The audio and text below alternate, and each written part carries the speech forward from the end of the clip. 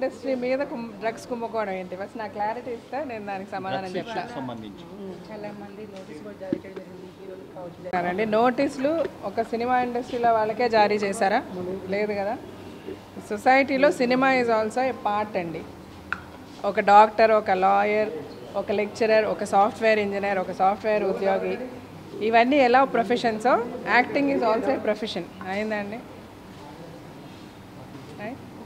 So acting is also a profession.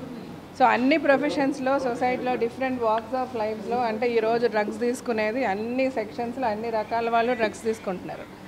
First of all ఆ drugs ఇలా ఎలాగ అంత ఈజీగా అందుతున్నాయంటే దానికి సమాధానం ముందు చెప్తే సినిమా వాళ్ళ గురించి మాట్లాడచ్చు. ఇది among so many cinema is also A part. ఉండండి కొంచెం ఉండండి. సినిమా వాళ్ళు కూడా డ్రగ్స్ ఓకే తీసుకున్నారు. దీంట్లో సినిమా అనేది ఎందుకు అంత ప్రొజెక్ట్ చేయాల్సి వస్తుంది నాకైతే అర్థం కావట్లేదు. అదే నేను నిన్న TV5 లైవ్లో చెప్పాను. దాని నుంచి అందరూ నన్ను అడుగుతున్నారు. అంటే డెఫినెట్గా సినిమా అనేది is the most powerful media. Artist అన్నా ఎనీ సెలబ్రిటీ అన్నా కూడా ఏది చెప్పినా ఏది చేసినా ప్రతి ఒక్కరు ఒక మామూలు వ్యక్తి వెళ్ళి చెప్పేదానికంటే ఒక సెలబ్రిటీనో ఒక సినిమా ఆర్టిస్టో వెళ్ళి చెప్తే వింటారు, చూస్తారు. కొంతమంది మా ఇండస్ట్రీలో కూడా డ్రగ్స్ తీసుకున్నారు అని నోటీసులు వచ్చాయి. అందులో ఎంతమంది నిజంగా తీసుకున్నారో అది ఇంకా ప్రూవ్ కాలేదు. అది ప్రూవ్ అయ్యేది ఎలాగో అది మన పని కాదు. డెఫినెట్గా పోలీసు ఆ పనిలో ఉన్నారు. మిగిలిన వాళ్ళు ఎలా శిక్షింపబడతారు వీళ్ళు కూడా అలాగే శిక్షింపబడతారు. దీనికి ఫస్ట్ సినిమాని ముందుకు తీసుకొచ్చేసి అన్నిటిలో సినిమా అగ్రతాంబూలం, సినిమా వాళ్ళ వల్ల ఇలా జరుగుతుంది, ఆర్టిస్టుల వల్ల ఇలా జరుగుతుంది, హీరో హీరోయిన్స్ వల్ల ఇలా జరుగుతుందని మాట్లాడడం కరెక్ట్ కాదని నేను ఖండించాను. ఇప్పుడు కూడా ఖండిస్తాను. ఏ హీరో హీరోయిన్ కూడా ఒక డ్రగ్ని తీసుకోండి అని ఒక డ్రగ్ని ఎండార్స్ చేయట్లేదు. ఏ హీరో హీరోయిన్ కూడా మాదక ద్రవ్యాల్లో లేకపోతే లిక్కర్నో మీరు ఎండార్స్ చేసి నాకు కనబడలేదు, నాకు తెలియదు. నాకు తెలిసి సినిమా ఇండస్ట్రీలో చాలా రెస్పాన్సిబిలిటీ ఎక్కువ ఉంటుంది సినిమా ఆర్టిస్ట్కి.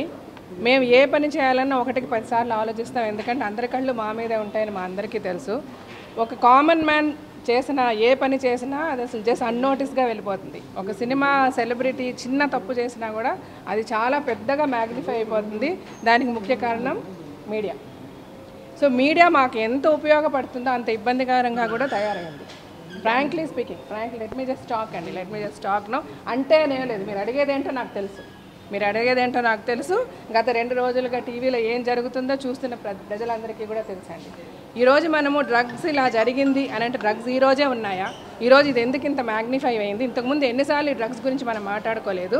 ఎన్నిసార్లు డ్రగ్స్ విషయంలో సినిమా వాళ్ళు ఇన్వాల్వ్ అయిన విషయాలు కూడా వచ్చాయి. అప్పుడు కూడా సినిమా వాళ్ళనే వేశారు.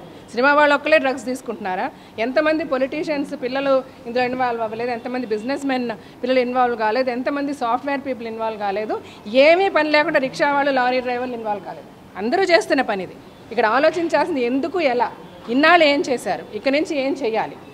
ఇదే హైదరాబాద్లో నేను తలంబ్రాల నుంచి ఉన్నానండి. నేను ఉన్న టైంలో రాత్రి 10 గంటలు, తలంబ్రాల టైంలో 10 గంటలు దాటితే బయట ఏం దొరికేది కాదు.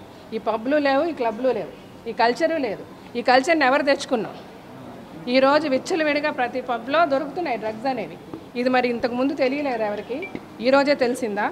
ఇక్కడ మనం మాట్లాడుకోవాల్సింది దీనిని ఎలాగ అరికట్టాలి, దీన్ని ఎలాగ ఇండస్ట్రీ కూడా అంటే film industry plays a very important role in the society. కాబట్టి ఇండస్ట్రీ కూడా ఏ విధంగా దీనికి సపోర్ట్ చేయగలగాలి, ఏ విధంగా మనని ప్రాపగాండా చేయాలి, దీని గురించి ఏ విధంగా అవేర్నెస్ తీసుకురావాలి. ఈరోజు మనం ఎక్కువ ఆలోచించాల్సింది పిల్లలు. స్కూల్స్లో డ్రగ్స్ అమ్మబడుతున్నాయి. పిల్లలు డ్రగ్స్కి లోబడిపోయి ఎంతోమంది జీవితాలు నాశనం అయిపోయినాయి. అదే ఆలోచించాలి. ఆ పిల్లల పరిస్థితి ఏంటో ఆలోచించాలి, మన పిల్లల పరిస్థితి ఏంటో ఆలోచించాలి.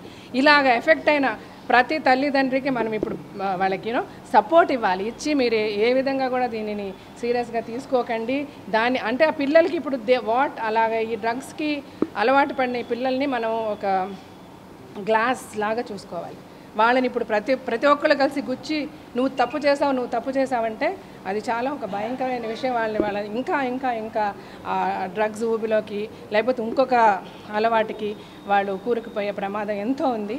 సో ఫస్ట్ మనం అందరం ఈ సొసైటీ మొత్తం అలర్ట్ అయ్యి దీనిని ఎలా ఆపాలి, దీని నుంచి మన పిల్లల్ని ఎలా కాపాడుకోవాలి, ఆల్రెడీ దీనికి లోబడిన మన పిల్లల్ని ఎలా హెల్ప్ చేసి వాళ్ళకి హెల్పింగ్ హ్యాండ్ ఇచ్చి వాళ్ళని ఎలా మన ఇంకా మామూలు వాళ్ళకంటే కూడా వాళ్ళని ఎక్కువ కేర్ తీసుకోవాలి. వాళ్ళ మీద ఇంకా లవ్ అండ్ ఎఫెక్షన్ చూపించాలి. సొసైటీ కూడా వాళ్ళని నువ్వు ఈ తప్పు చేసావని చూడడం మానేసి అరే ఇది తప్పు లేదురా పర్లేదు జస్ట్ కమ్అట్ ఆఫ్ ఇట్ అని చెప్పి వాళ్ళకి ఒక సపోర్ట్ ఇచ్చి వాళ్ళని మళ్ళీ నిలదొక్కునేలా చేయాలి. అది వదిలేసి ఇవన్నీ పక్కన పడేసి సినిమా సినిమా సినిమా సినిమా. దయచేసి సినిమా అని అనకండి. సినిమా ఈరోజు సినిమా చూడని వాళ్ళు ఉన్నారా? ఒక సినిమా రిలీజ్ అయితే, ఒక ప్రెస్టీజియస్ మూవీ ఒక సినిమా రిలీజ్ అయిందంటే రిలీజ్కి వారం రోజుల ముందు నుంచి ఎంతమంది టికెట్ల గురించి ఎలా అడుగుతున్నారు. అంత సినిమాని తప్పు పట్టేవాళ్ళు ఎందుకు సినిమాలు చూస్తున్నారు? అది చాలా తప్పండి. ఈ విషయం అనే కాదు, ఏ విషయం వచ్చినా కూడా సినిమా అనేసరికి ఒక చులకన భావం. మళ్ళీ అదే సినిమాని మీరు చూడడానికి ఎగబడతారు. ఒక షాప్ ఓపెనింగ్ కాదు, ఒక కిచెన్ కొత్తగా నువ్వు కట్టుకుంటూ ఓపెనింగ్ చేయాలన్నా కూడా ఒక సినిమా హీరోనో కావాలి. అలాంటప్పుడు దయచేసి సినీ పరిశ్రమను గౌరవించండి. అఫ్కోర్స్ డెఫినెట్గా ఇప్పుడు ఇదే ఇండస్ట్రీలో డ్రగ్స్ తీసుకునే వాళ్ళు ఎవరైనా ఉంటే, ఫర్ ఎగ్జాంపుల్ ఒక చిన్న పిల్లవాడు డ్రగ్ తీసుకున్నాడు, లేకపోతే ఒక స్టూడెంట్ డ్రగ్ తీసుకున్నాడు, అతను స్కూల్కి వెళ్ళొచ్చు, చదువుకోవచ్చు. ఒక సాఫ్ట్వేర్ ఇంజనీర్ డ్రగ్ తీసుకుండొచ్చు, అతని పని అతను చేసుకోవచ్చు. కానీ సినిమా యాక్టింగ్ అది చాలా కష్టతరమైన పని. డ్రగ్స్ తీసుకోనో లేకపోతే వేరే ఏ మత్తు పదార్థం తీసుకొని ఏ ఆర్టిస్ట్ వచ్చి యాక్ట్ చేయలేడు. అలాంటి అలవాటు ఉన్న ఏ ఆర్టిస్ట్ని కూడా ఏ ప్రొడ్యూసర్ ఏ డైరెక్టర్ పెట్టుకోడు. ఇది అనుక్షణం ప్రతి క్షణం డబ్బులతో కూడిన ఒక industry. Every single minute counts crores of rupees.